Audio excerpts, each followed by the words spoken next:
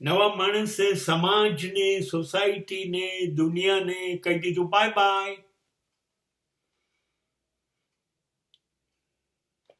નવા માણસે પોતાની જાતને કીધું હલો, કેમ છો? નવો માણસ ટોળામાંથી એકલો પડી ગયો, ભીડને લાત મારતો થઈ ગયો, ભીડને ગણતો નથી. હવે જોવાનું એ છે કે આ માણસ એટલો હોશિયાર છે કે ભીડને ખબર નથી પડવા દેતો કે હું તમને નફરત કરું છું, મારે તમારી જરૂર નથી, એવી સમાજને ખબર નથી પડવા દેતો, અને એકલો પડી ગયો. He concerned with himself.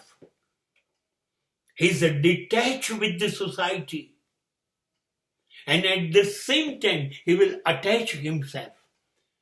દુનિયાથી કપાઈ ગયો અને પોતાની જોડે જોડાઈ ગયો. એને એકલા મસ્તીમાં મુझे मेरी मस्ती कहां लेके आई, એકલો ખુશ થઈ ગયો.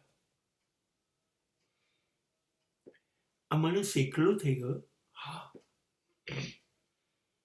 સમાજને નફરત નથી કરતો,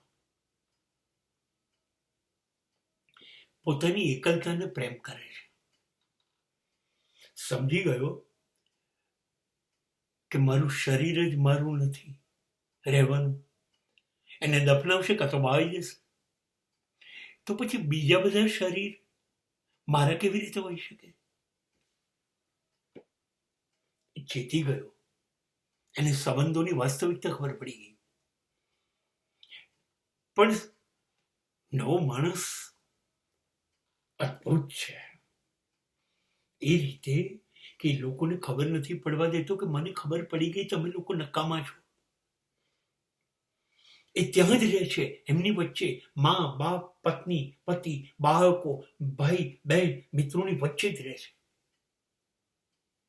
એની જે જવાબદારી છે, એની જે ફરજ છે એ ચૂકતો નથી, એ બજાવે છે. ભાગી નથી જતો બાવાઓની જેમ જંગલમાં કે ગુફાઓમાં, એ ત્યાં રહે છે, એની તમામ જવાબદારીઓ પૂરી કરે છે, પણ સતત યાદ રાખે છે કોઈ કોઈનું નથી, મારે મારા થવાનું છે.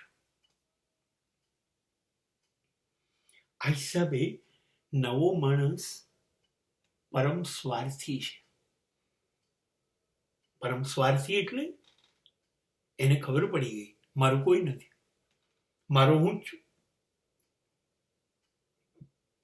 મારે મારા જ વિકાસનું ધ્યાન રાખવાનું છે, મારે મારું કલ્યાણ કરવાનું છે, મારે લોકોનું કલ્યાણ નથી કરવાનું. અને એ પોતાના કલ્યાણમાં લાગી ગયો એટલે એ પરમ સ્વાર્થી છે. નથી એ સમાજથી ભાગતો, નથી એ જવાબદારીઓથી ભાગતો, એ કશાથી ભાગતું નથી.